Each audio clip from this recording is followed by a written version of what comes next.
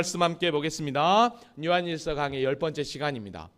요한일서 5장 1절에서 13절 말씀입니다.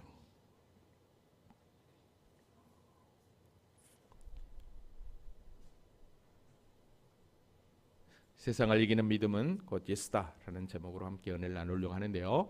요한일서 5장 1절에서 13절 우리 다 같이 한 목소리로 합독하도록 하겠습니다. 시작. 예수께서 그리스도이심을 믿는 자마다 하나님께로부터 난 자니 또한 낳으신 이를 사랑하는 자마다 그에게서 난 자를 사랑하느니라.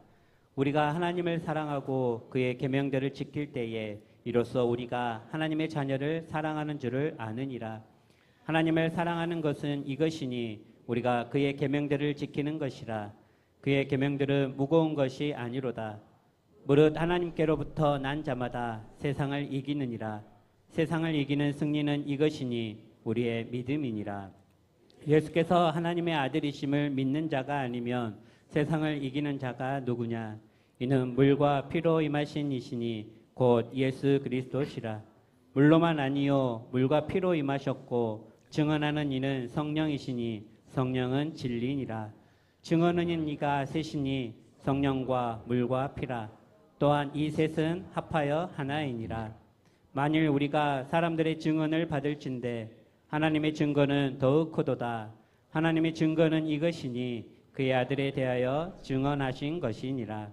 하나님의 아들을 믿는 자는 자기 안에 증거가 있고 하나님을 믿지 아니하는 자는 하나님을 거짓말하는 자로 만드나니 이는 하나님께서 그 아들에 대하여 증언하신 증거를 믿지 아니하였습니다. 또 증거는 이것이니 하나님이 우리에게 영생을 주신 것과 이 생명이 그의 아들 안에 있는 그것이니라. 아들이 있는 자에게는 생명이 있고 하나님의 아들이 없는 자에게는 생명이 없느니라. 내가 하나님의 아들의 이름을 믿는 너희에게 이것을 쓰는 것은 너희로 하여금 너희에게 영생이 있음을 알게 하려 함이라. 아멘. 같습니다. 할렐루야. 하나님 살아계십니다. 살아계신 하나님은 변함없는 은혜와 사랑으로 우리와 늘 함께 하시는 하나님이신 줄로 믿습니다. 제가 별로 시는 그렇게 잘 읽지 않는데 어느 날 제가 나태주 시인의 뒷모습이라는 시를 한번 읽게 되었습니다. 여러분 혹시 나태주 시인 뒷모습, 나태주 이렇게 트로트 부르는 애가 아니고 시인이 있습니다. 이분의 그 뒷모습이 있는데 이게 너무 제 마음 가운데 울림이 돼서 잠깐 소개를 하려고 합니다. 이때 반주해주면 좋은데. 뒷모습 나태주.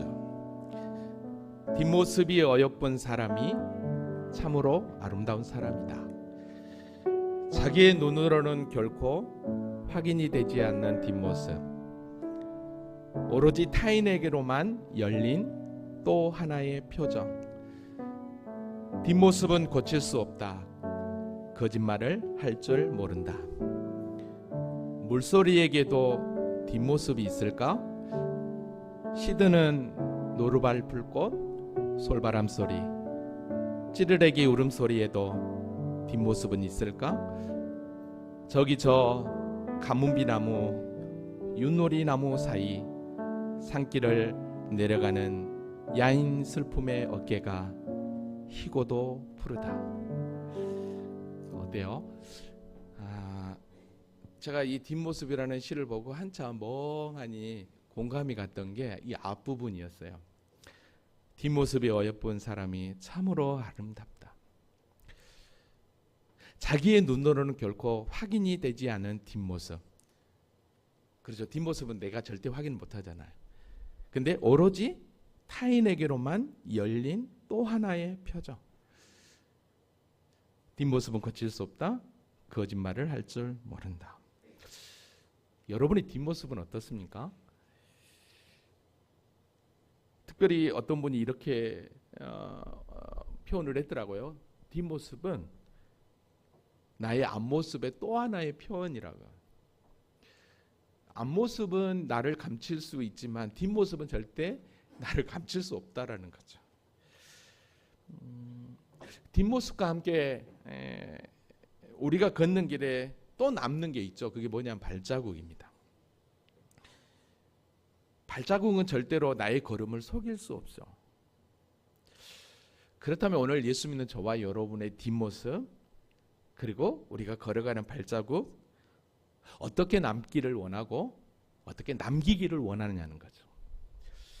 어쩌면 우리가 지금 공부하고 있는 요한 1서 이 말씀이 어쩌면 믿음으로 살아가는 우리가 나의 뒷모습, 나의 발자국을 어떻게 남겨야 할지, 진짜 그리스도인으로서 어떤 발자국을, 어떤 뒷모습을 남겨야 할지 우리에게 진짜 가르쳐주고 있다라고 생각을 합니다. 할렐루야. 그래서 올해 표어가 내가 나를 사랑하느냐? 그래요. 주님 사랑하면 내 뒷모습, 내 발자국도 주님을 닮아가야 되지 않나. 그러면서 하반기를 멋지게 믿음으로 저와 여러분이 전진했으면 좋겠습니다. 자, 그러면 오늘 본문은 잠깐 들어가기 전에 지난 시간 말씀을 잠깐 살펴보면, 우리는 지난 시간에 하나님의 사랑은 아들 되신 예수 그리스도를 통해서 네 가지로 나타난 사랑, 보내신 사랑, 살리신 사랑, 먼저한 사랑으로 나타났기 때문에 이 사랑을 받은 우리도 서로 사랑하는 것이 마땅하다라고 그랬습니다. 왜냐하면 이 사랑을 통해 우리는 하나님의 형상, 그리스도의 모습을 온전히 나타낼 수 있었고, 또한 우리 안에 그의 사랑이 온전히 이루어짐을 우리가 확인할 수 있는 기회가 되기 때문이죠.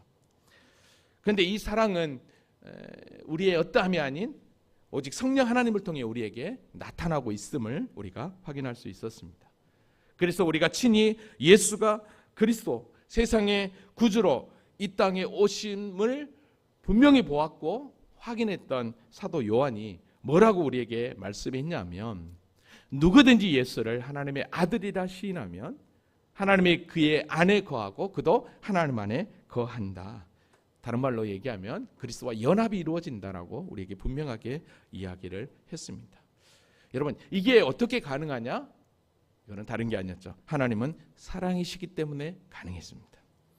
바로 이 사랑으로 우리가 온전함을 이룰 때 우리에게 찾아오는 은혜가 있었는데, 그게 무엇이었냐면 우리가 마지막 때 하나님의 심판대 앞에 섰을 때 담대함에 가지게 되는 것이고, 그 다음에 모든 삶에 두려움이 없고 두려움을 물리칠 수 있는 힘을 얻는다고 그랬습니다. 이것은 우리가 하나님을 먼저 사랑한 게 아니라 하나님이 우리를 먼저 사랑했기 때문에 주시는 하나님의 너무나도 놀라운 은혜였던 것을 보게 됩니다. 여러분, 이게 진짜 복음이죠. 그러기에 우리가 보이지 않는 하나님을 사랑하는 것은 그 보이지 않는 하나님이 우리에게 베푸신 그 사랑을 우리가 그대로 형제에게 나타내는 게 진짜 하나님을 사랑하는 마음의 표현이라고 그랬습니다. 그래서 결론적으로 그의 계명을 우리가 주님께 받았으니까 하나님을 사랑하는 자는 곧 형제를 사랑하는 것이 마땅하다. 그래서 우리가 지난 시간 말씀 말미에 제가 뭐라고 그랬냐면, 하나님의 교회는 사랑의 공동체다. 그래서 우리가 신앙생활하는 데 있어서 성령 하나님의 인도하심을 받고 있기 때문에 내 기분이 태도가 되지 않도록, 얼마든지 내 기분에 따라 우리는 늘 태도가 나타났는데 성령 하나님이 나를 붙잡고 있기 때문에 충분히 내 기분과 태도를 컨트롤할 수 있다라고 우리가 지난 시간에 함께 공부를 했었습니다. 자, 이렇게 지난 시간 우리가 말씀을 또 보면서 또다시 오늘 본문은 우리에게 너무나도 핵심적인 중요한 말씀을 우리에게 선포하고 있습니다. 그 전에 여러분, 이 요한 1서를 사도 요한이 우리에게 쓸 때는 AD 적어도 90년에서 95년 사이거든요. 그때는 도미티안 황제가 엄청난 예수 믿는 사람들을 핍박할 때라고 할 수 있습니다. 그때가 이제 요한계시록과 함께 같이 기록된 때니까. 근데 여러분, 1세기 그 시대에 그리스도인으로 살아간다라는 게 얼마나 여러분 어려운지 아십니까? 여기서 지금 계속해서 형제 사랑을 이야기하고 있거든요. 근데 로마 사회에서는 주종 관계가 확실했습니다.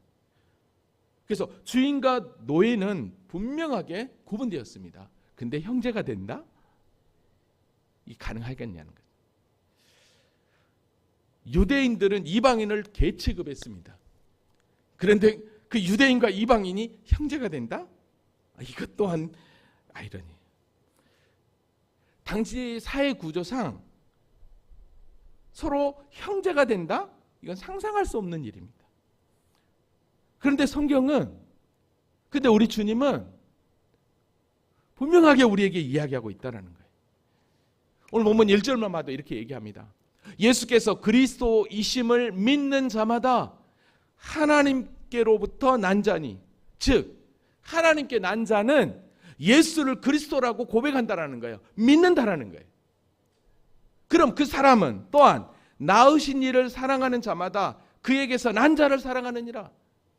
그러니까 우리를 주님이 낳으셔서 우리에게 믿음을 주셔서 예수 그리스도를 믿는 믿음 가운데 나를 허락했다면 동일하게 내 형제도 하나님의 낳으심을 받았기 때문에 동일하게 그가 하나님을 사랑하는 것처럼 우리도 같은 형제니까 서로 사랑하는 것이 마땅하다라고 우리에게 지금 얘기하고 있는 것이죠. 근데 사실 1세기 그리스도인들에게 우리는 지금 쉽지만 이게 정말 힘들었을 것입니다. 근데 사실 우리도 어렵죠. 형제를 사랑하는 거. 나하고 좀만 마음이 틀어지면 어떡합니까? 쳐다보지도 않잖아요. 교회 안에서까지도 무시하잖아요. 여러분들이 전혀 안 그런 척 하는데 그러잖아요. 솔직하니 그러자고요. 그죠? 그래도 수긍을 안 하시는군요. 오케이, 가봅시다 그러면. 여러분 정말이에요. 우리가 그 정도로 우리가 들려오는 조금씩 어떤 분들은 왜 저분은 나를 본체만체 한대요 목사님? 그런 분들이 종종 있어요. 그래요? 제가 어느 분에게 문자, 우리가 월요일마다 제가 문자를 보내잖아요. 문자를 받고 답장 가운데 한 번은 이런 답장이 왔습니다. 인사를 너무 안 한다는 거예요. 근데 교회 안에서가 아니라 밖에서도 좀 아는 체 좀 했으면 좋겠다는 거예요. 여러분 그리스도인으로서 한 형제가 되어서 밖에서 내가 기분이 어떻든 사랑하는 성도를 만났으면 벌써 돈 들어가는 거 아니잖아요. 잠깐 아는 척하고 기쁨으로 아마 인사 안 하는 분들은 나이 드신 분이 아닐 거예요. 아마 60대 이하 아니 50대 이하 아니 60대 이하로 봅시다. 60대 이하는 그럴 것 같아요. 왜? 그 이상은 할 것 같아요. 그죠? 또 반응이 없네요. 참나. 좋아요. 그래 한번 가봅시다. 진짜예요. 우리가 정말이에요. 인사한다고 도는 거 아니잖아요. 여러분 정말로 우리가 그리스도이심을 믿는 자마다 하나님께로 난 자라고 그래서 어떻게 우리가 하나님께 난 자가 되었냐는 거예요. 우리가 하나님께 난 자가 되었기 때문에 예수께서 그리스도이심을 믿게 된 거예요. 아멘입니까? 그럼 세상 사람들은 하나님께로 난 자가 아니기 때문에 예수를 못 믿는다는 말이에요. 근데 저와 여러분은 예수를 믿는다고 한다면 하나님께로 난다라고 한다면 이미 하나님 앞에 찜을 받은 거잖아요. 선택되었다라는 거예요. 이게 얼마나 큰 축복입니까? 대통령만 만나도 막 손 떨리잖아요. 근데 전능하신 하나님으로부터 우리가 선택함을 받았더니 이게 웬 은혜냐는 거예요. 할렐루야.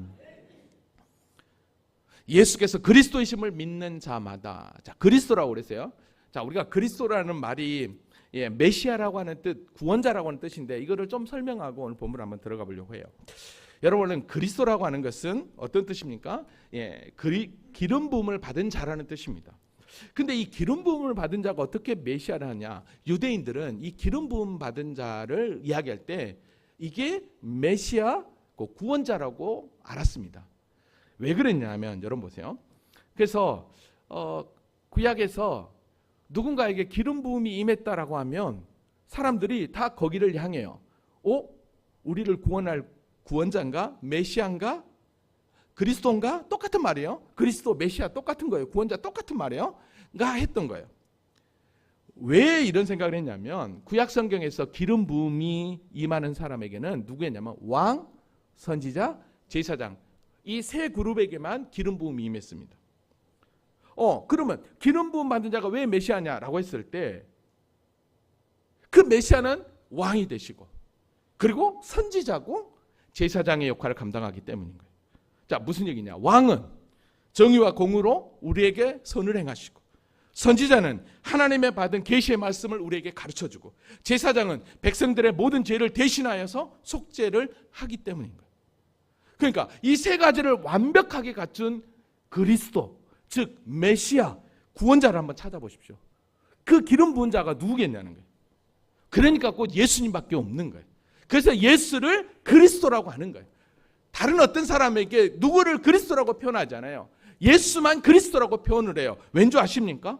예수님이야말로 하나님의 아들로 우리를 온전히 정의와 공의로 다스릴 만왕의 왕이시고, 아멘이요. 우리를 참된 진리로 이끄실 선지자십니다. 우리의 모든 죄를 사시고 구원하실 대제사장 되시기 때문인 거예요. 그래서 예수만이 그리스도라고. 아멘입니까? 그래서 예수만이 그리스도라고 분명하게 선포하고 있는 거예요. 메시아라고 선포하고 있는 것입니다. 그래서 예수님도 당신이 공생의 사역에서 끊임없이 당신의 하나님 되심, 즉 그리스도 되심을 증명했어요. 그래서 3년 가까이 사역을 감당하시고 마지막 3년이 마감되는 그 즈음에 가이사랴 빌립보에서 제자들을 모아놓고 이렇게 우리 주님께서 말했던 거 기억나시죠? 같이 한번 읽어볼까요? 자, 시작. 예수께서 빌립보 가이사랴 지방에 이르러 제자들에게 물어 이르시되 사람들이 인자를 누구라 하느냐? 이르되 더러는 세례 요한, 더러는 엘리야, 어떤 이는 예레미야냐, 선지자 중에 하나라 하나이다. 이르시되 너희는 나를 누구라 하느냐? 네, 분명히 물어. 너희는 나를 누구라 하느냐 그랬어요. 그랬더니 뭐라고 얘기합니까? 시몬 베드로가 대답하되 주는 그리스도시요 살아계신 하나님의 아들이시니라. 할렐루야. 분명하게. 근데 여러분 잘 보세요. 그 다음에 예수님이 뭐라고 얘기합니까? 바요나 시몬아 내가 보게 있다. 이를 내게 알게 하니는 혈육이 아니요 하늘에 계신 내 뭐다? 아버지다. 왜요? 1절 말씀 뭐라고 그랬어요? 예수를 그리스도라고 고백하는 믿는 사람들은 누구로부터 난 자니까? 하나님으로부터 난 자니까.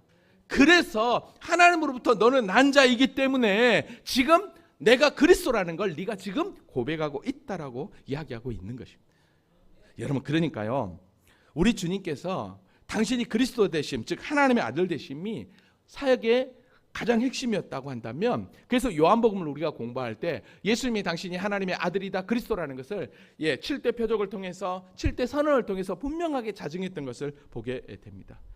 그러니까 십자가의 구성이 완성이 되고 제자들은 바로 이 그리스도의 증인으로, 메시아 되신 구원자 되신 예수의 증인으로 파송이 되었던 것이죠. 그래서 오순절 성령 강림 이후에 초대교회가 되면서 사도들의 가장 큰 핵심의 메시지가 뭐였느냐? 바로 예수가 그리스도라는 거예요. 그래서 사도행전 5장 42절에 그들이 날마다 성전에 있든지 집에 있든지 예수는 그리스도라고 가르치기와 전도하기를 그치지 아니하니라. 즉 예수야말로 우리의 구원자다, 메시아다라고 가르쳤다라고 할 수 있는 것입니다. 그러니까 초대교회 안에 진짜 너 믿음이 있느냐 없느냐는 뭘로 확인할 수 있어요? 예수가 그리스도이심을 믿느냐 믿지 않느냐 그거였습니다. 왜 그럴까요? 이 당시에 초대교회를 흔들었던 영주주의 같은 경우는 예수가 하나님의 아들이심을 믿지 않았거든요.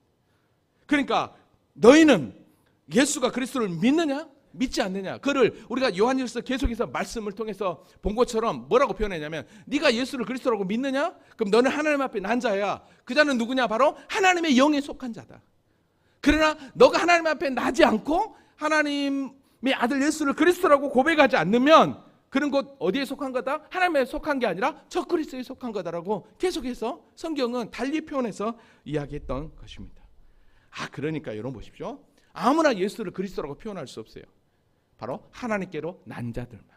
오늘 저와 여러분은 예수가 그리스도, 즉 메시아, 우리의 구원자 되심을 믿습니까? 그렇게 고백합니까? 그러면 옆에 있는 저와 여러분 우리 모두는 다 하나님께로 난 자인 줄로 믿습니다. 여러분 하나님께로 났다라고 하는 것은 여기서 난 자라고 할 때 겟나오라는 말인데 이거 완료 수동태예요. 이거는 하나님에 의해서 다시 태어나는 영적 거듭남을 이야기합니다. 그러니까 우리의 믿음은 나의 의지가 아니라 철저하게 하나님의 섭니다. 하나님의 은혜다. 할렐루야. 여러분 그래서 우리가 하나님의 은혜로 택함을 받았다. 그래서 여러분 성경은요 이거를 분명하게 이야기합니다. 베드로전서 1장 2절에 보면 곧 하나님 아버지의 미리 하심을 따라 성령이 거룩하심으로 순종함과 예수 그리스도의 핏부림을 얻기 위하여 택하심을 받은 자들이라고. 미리 알고 하나님의 택하심. 여러분 그래서 사도 바울은 에베소서 우리가 너무너무 잘 아는 1장 4절 5절에 그 창세전에 그리스도 안에서 우리를 택하사 그의 기쁘신 뜻대로 우리를 예정하사. 여러분 그러니까 저와 여러분이 보통 존재가 아닌 거예요. 할렐루야. 하나님의 특별한 사랑을 받은 존재라는 거예요. 아멘입니까? 그래서 하나님께로 난 자들은 당연히 특별하게 선택된 하나님의 자녀이기 때문에 자동적으로 그 사랑을 받았기 때문에 우리는 자동적으로 그 사랑이 다른 사람에게 반사되게 되어 있는 것입니다. 그래서 정말 내가 예수가 그리스도라고 믿느냐, 하나님의 자녀냐, 그러면 어떻게 해야 돼요? 사랑이 되어지는 거예요. 근데 이 사랑이 넘치는데 똑같이 예수 믿는 그 은혜 안에 거하는 자에게 안 한다? 그 뭐예요 그럼 도대체? 믿음이 여전히 어린아이에 있는 거예요. 내가 기분이 좋을 때는 내가 기분이 나쁘면, 여러분 분명히 그랬죠. 여러분의 기분이 뭐가 되지 않도록 하라? 태도가 되지 않도록. 성령님이 임재하고 계신 이상 절대로 우리의 기분은 태도로 나를 얼마든지 컨트롤할 수 있습니다. 그게 안 되면 여러분 뭐 해야 돼요? 그냥 냅둬요? 어떻게 해야 돼요? 에? 아이고 할렐루야. 기도해야 됩니다. 근데 한 3명만 얘기를 하네요. 오늘 막 서울에서도 손님들 오신 것 같은데 인권사님으로 식구들. 저 아멘을 좀 세게 한번 해보세요. 우리 그 방송으로 그 유튜브로 이렇게 할 때 이제 몇 분이 듣고 저한테 성도들 아멘 소리가 하나도 안 들린다고 하더라고요. 그래서 제가 그래서 우리 마이크 성능이 너무 좋아갖고 제 소리만 들립니다라고 제가 그랬어요. 제가 어제 성경학교를 하는데 주일학교 우리 사모교회하고 같이 연합해서 하는데 소리가 사모교회 애들이 아멘 소리가 엄청 잘하는 거예요. 그래서 제가 깜짝 놀랐어요. 그래서 우리 교인들은 속으로 한다고 내가. 예, 우리 서울에서 오신 분들 우리 교인들은 속으로 합니다. 그리고 또 집에 가서 또 아멘 합니다. 그러니까 여러분 그렇게 좀 이해해 주시고 보세요. 그러니까 오늘 1절에 그렇게 분명하게 얘기하는 거예요. 하나님께로 난 자니 또한 낳으신 이를 사랑하는 자마다 그에게 난 자를 사랑하느니라. 그러니까 우리를 낳으신 하나님을 사랑한 자는 동일하게 그 사랑을 받고 있는 자를 사랑할 수밖에 없는 것입니다. 아멘입니까? 여러분 그래서 요한일서 4장 11절에 사랑하는 자들아 즉 내 사랑을 받고 태어난 너희들아 하나님이 이같이 나를 사랑하였은즉 나도 서로 사랑하는 것이 뭐하다? 마땅하다. 우리 옆에 분들은 손을 잡고 사랑합니다 라고 한번 인사하겠습니다. 사랑합니다. 아따 손을 좀 잡아주시라니까요. 손을 안 잡으시네. 사랑합니다. 예. 예. 할렐루야. 예. 자, 이 원리가 바로 하나님이 우리에게 말씀하신 계명이에요. 십계명 원리잖아요. 하나님 사랑, 이웃 사랑. 그래서 여러분 2절에 이렇게 얘기하고 있는 거예요. 우리가 하나님을 사랑하고 그의 계명을 지킬 때 이로써 우리가 하나님의 자녀를 사랑하는 줄 아느니라. 무슨 소리냐면 보이지 않는 하나님을 사랑하는 거는 뭐예요? 하나님의 계명을 지키는 걸로 어떻게 해요? 사랑이 표현되는 거예요. 근데 그 계명을 온전히 지킴으로 하나님을 사랑하는 건데 우리가 하나님의 자녀를 사랑하는 것 또한 뭐다? 똑같다는 거예요. 그러니까 진짜 믿음 있는 자는 하나님을 사랑하게 되어 있는 줄로 믿습니다. 그래서요. 근데요. 우리 주님이요. 진짜 이 사랑하는 게 힘들까? No. 3절에 보니까 뭐라고 한지 아세요? 같이 읽어볼까요? 자 시작. 하나님을 사랑하는 것은 이것이니 우리가 그의 계명들을 지키는 것이라. 그의 계명들은 무거운 것이 아니로다. 예, 무거운 것이 아니래요. 왠지 아세요? 너희가 하나님의 사랑을 받았기 때문에 하나님께로 난 자들은 하나님의 사랑이 듬뿍 받아 있으니까 능히 지킬 수 있다 이 말이에요. 여러분 그래서 모세가요. 마지막 그가 그 가나안 땅에 들어가기 전에 유언처로 남겼던 신명기 말씀 그 말씀 가운데 이런 메시지를 전했어요. 내가 오늘 내가 명령한 이 명령은 내게 어려운 것도 아니야 어려운 것도 아니고 먼 것도 아니라는 거예요. 왜요? 능히 지킬 수 있다라는 거예요. 하나님 사랑하면 충분하다는 거예요. 아멘입니까? 하늘에 있는 것이 아니니 내가 이르기를 누가 우리를 위하여 하늘에 올라가 그의 명령을 우리에게 가지고 와서 우리에게 들려 행하게 하려 할 것이 아니요 이것이 바다 밖에 있는 것이 아니니 내가 이르기를 누가 우리를 위하여 바다를 건너가서 그의 명령을 우리에게 가지고 와서 우리에게 들려 행하게 하려 할 것도 아니라 오직 그 말씀이 내게 매우 가까워 내 입에 있으며 내 마음에 있은즉 내가 이것을 뭐 할 수 있느니라? 행할 수 있느니라. 그러니까 충분히 행할 수 있다라는. 여러분 왜 이렇게 능히 행할 수 있는 것을 하나님께서 명령한 자 하십니까? 그건 다른 게 아니에요. 신명기 10장 13절에 보니까 내가 오늘 네 행복을 위하여 내가 명령하는 여호와의 명령은 그를 지킬 것이 아니라 진짜 하나님이 주시는 거 뭐예요? 행복이라는 게 행복. 여러분 종종 내가 사랑한다라고 하는 표현을 할 때 물질이 들어가야 된다라고 생각하는 분들이 있어요. 너 아니에요. 여러분 어떤 분은 그런 얘기를 해요. 신앙생활하는 거 돈 있어야 신앙생활한다고 하시는 어르신들이 있는데 천만의 말씀. 여러분 부모 자식 간에 아니 남녀와 진짜 사랑 간에 돈이 사랑을 유지할 수 있을까요?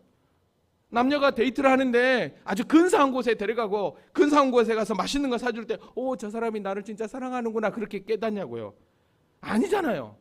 진짜 사랑하면 아무것도 없어도 그냥 서로 같이 있기만 해도 말 안 해도 서로 그냥 어떡합니까? 그냥 눈에서 꿀이 꿀꿀 떨어지잖아요. 저만 떨어지는군요. 여러분 할래네. 저는 떨어졌거든요. 인정하든 인정 안 하든 괜찮습니다. 저희 집사람만 인정하면 됩니다. 할렐루야.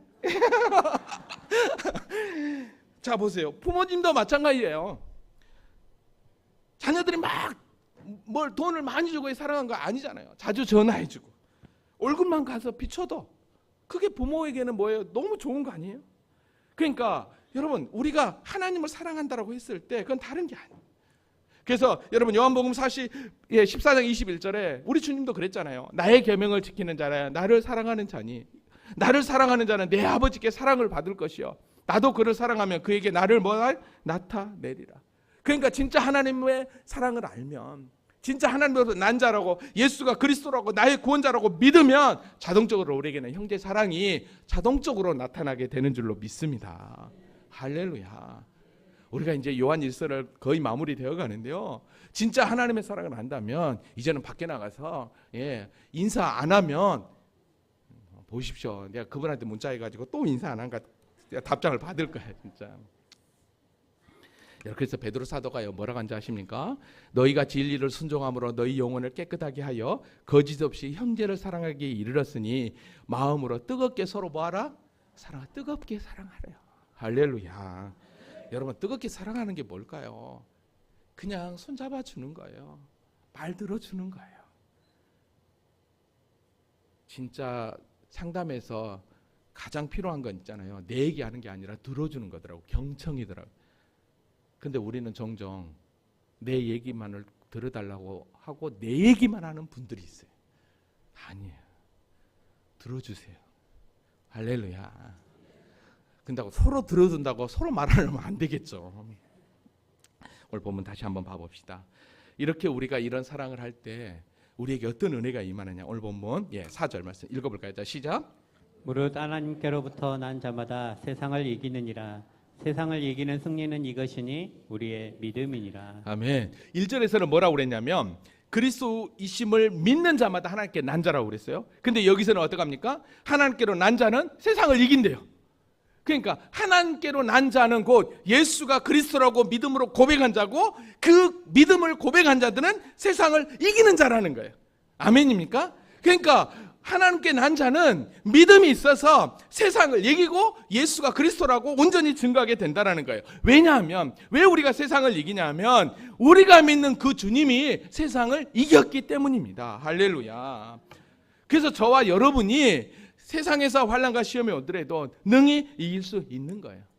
여러분 그래서 세상에서는 너희가 환난을 당하라 담대하라 내가 세상을 이겼노라. 그래요. 우리는 세상에서 환난을 당할 수 있어야 그러나 세상을 이길 수 있다는 걸 아시기 바랍니다. 왜? 주님이 이겼으니까. 우리가 지금 세상에서 살아가지만 그러나 그리스도의 주시는 승리로 세상을 이길 수 있다는 걸 아셔야 돼요. 이해되시죠? 할렐루야. 여러분 그래서 세상을 이기지 못하고 끝까지 나가는 자 그게 진정한 승리자예요. 아까 우리 찬양 가운데서 믿음이 이기네 믿음이 이기네 주 예수를 믿음이 세상을 이기네. 여러분 이 세상을 끝까지 이기지 못하는 한 사람이 성경이 등장해요. 그 사람이 누구냐면 바로 데마라는 사람이 데마. 누구요? 데마. 디모데후서 4장 10절에 보니까 디모데후서는요 사도 바울이 가장 마지막에 유언과도 같은 말씀이 디모데후서예요. 이거는 로마의 1차 보급이 감옥에 갇히지 않고 2차 마지막 2차 감옥에 갇혔을 때 거기서 순교를 당하거든요. 그때 마지막으로 쓴 편지가 디모데후서예요. 근데 이 데마가 뭐라고 했냐면 이 세상을 사랑함으로 나를 버리고 데살로니가로 갔대요. 근데 여러분 이 데마가 어떤 자였냐면 2차로 복음을 1차로 사도 바울이 로마 감옥에 갇혔을 때 이때 발생한 옥중서신 4권이 있죠. 뭡니까? 옥중서신, 에베소서,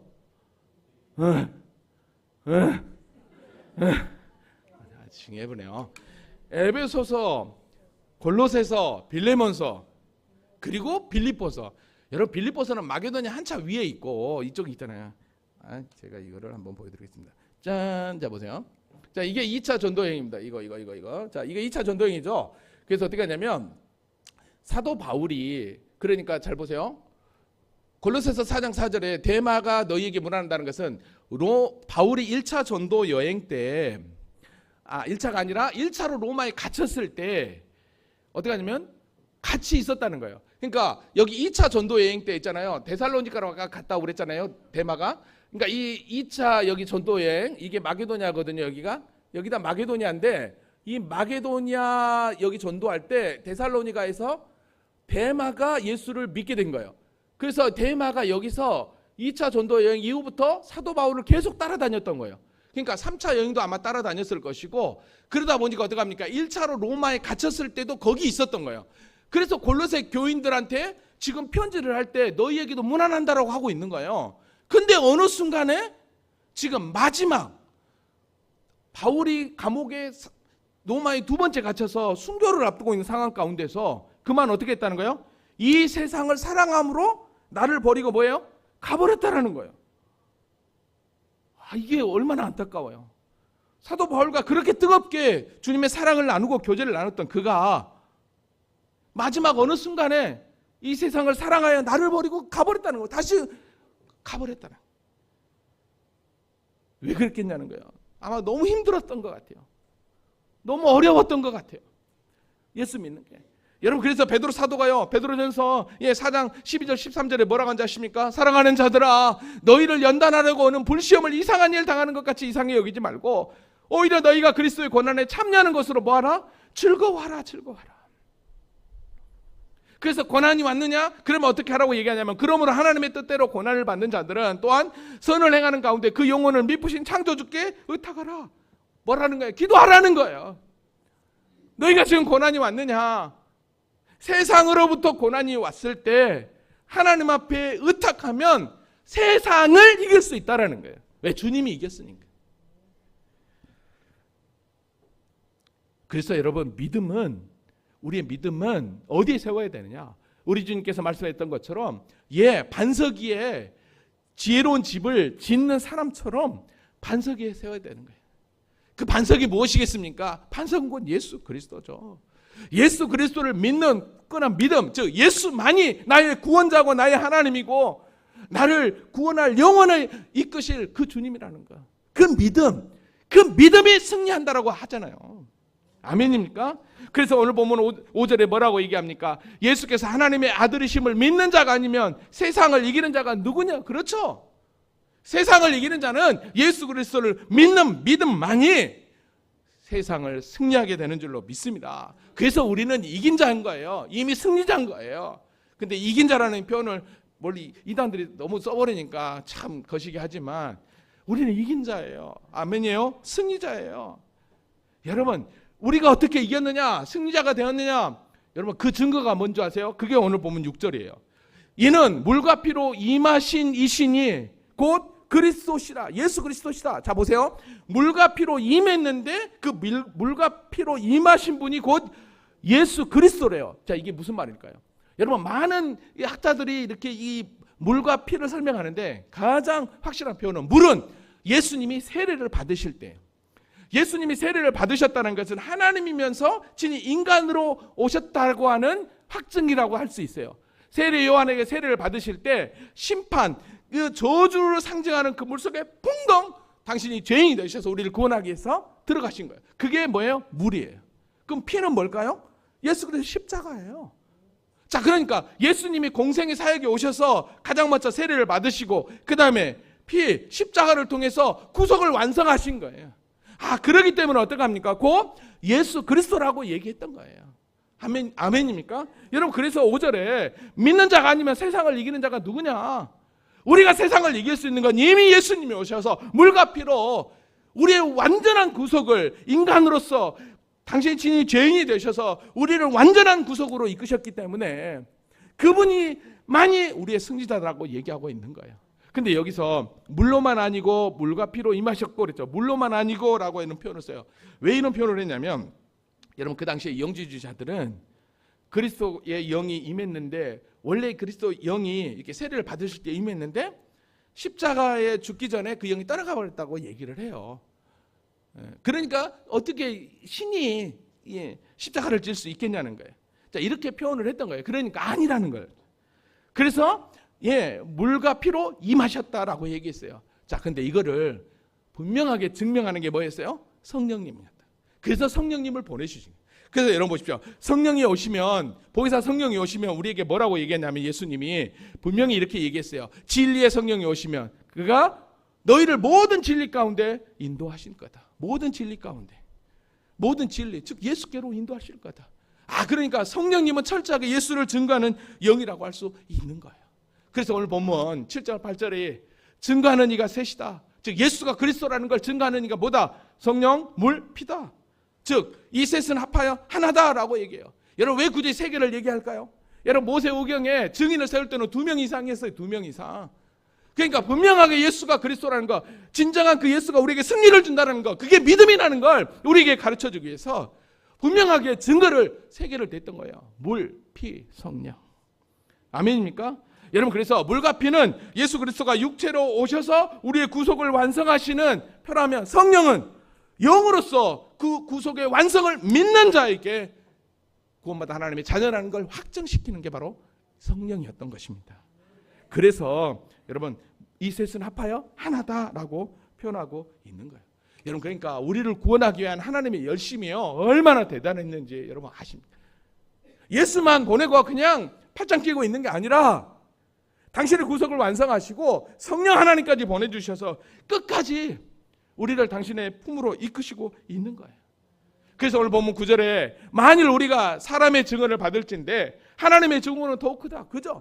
사람의 증언, 즉 사도들이 전한 복음도 복음이지만 하나님의 증거는 더욱 크다. 하나님이 진짜 증거하는 건 더 크다는 거예요. 여러분 하나님의 증거는 이것이니 그의 아들에 대한 증언. 우리가 잘 아는 대로 하나님도 친히 어떡합니까? 예수가 그리스도라는 거, 당신의 아들이라는 걸 분명하게 얘기했잖아요. 공생의 사역 가운데 3번이었죠. 언제였습니까? 세례 받을 때 이는 내 사랑하는 아들이요 내 기뻐하는 자라. 변화산에서 이는 내 사랑하는 내 기뻐하는 자라. 하나님이 친히 그렇게 이야기했던 것입니다. 하나님도 증언을 했어요. 그러니까 오늘 보면 10절에 뭐라고 얘기합니까? 하나님의 아들을 믿는 자는 자기 안에 뭐가 있고? 증거가 있는 거예요. 저와 여러분에게. 그 증거가 뭐냐? 하나님을 사랑하면 자동적으로 누구를 사랑해야 된다? 형제를 사랑해야 된다. 그러니까 예수 믿는 사람은 증거가 있는 거예요. 그 증거는 하나님 사랑은 계명으로 나타나는 거고 그게 곧 형제 사랑으로 이어지는 거예요.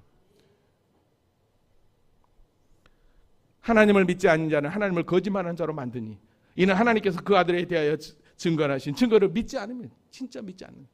여러분 그래서 진짜 예수가 누군지 하나님이 누군지 그래서 성경을 우리가 바로 알아야 진짜 믿음 생활도 진짜 참 그리스도인의 삶을 멋지게 살아낼 수 있는 줄로 믿습니다.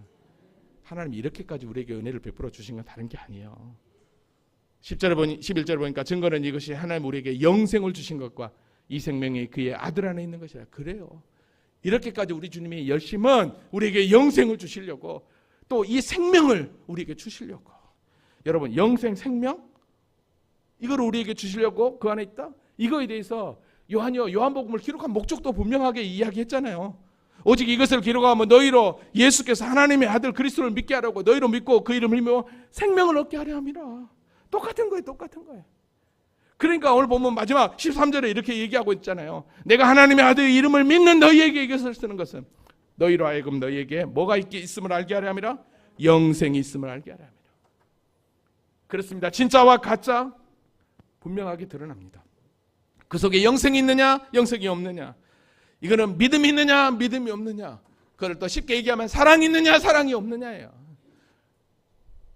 다 동일하게 똑같은 건데 우리는 믿음 이것만 내가 하나님을 믿는다라고만 표현하는 거 아니에요. 믿으면 자동적으로 사랑이 우리 안에 있게 되는 거예요. 사랑하는 마음이 샘솟게 되는 거예요. 말씀을 정리합니다. 진짜 영생을 예수님을 사랑하는 자, 하나님을 사랑하는 자, 그 사랑을 그대로 나타내는 자는 뒷모습이 아름다운 거예요. 할렐루야. 인생을 살다 보면 분명히 지나간 흔적이 있어요. 주님의 흔적을 쫓아서 제자들도 그 주님의 길로 갔어요. 믿음의 선진들도 다 그렇게 살았어요. 믿음으로. 히브리서 11장을 보면 잘 알 수 있잖아요. 그 믿음이 곧 뭐다? 승리로 나타났어요. 사랑하는 성도 여러분, 세상을 이기는 믿음은 곧 예수다. 그 예수는 곧 사랑이다. 그 사랑은 곧 하나님 사랑, 이웃 사랑으로 우리에게 나타난 것이다. 이게 우리에게 주시는 능력인 줄로 믿습니다. 빌보서 4장 13절에 내게 능력 주신 자 내가 모든 것을 할 수 있느니라. 내가 모든 것을 할 수 있다는 것은 다른 거 아니에요. 사랑할 수 있다라는 거예요. 사랑할 수 있다라는 거예요. 그 사랑을 진짜 실천하는 우리 모두가 될 수 있기를. 마지막으로 옆에 분도 손 한번 잡아주면서 사랑합니다. 한번 인사하겠습니다. 시작.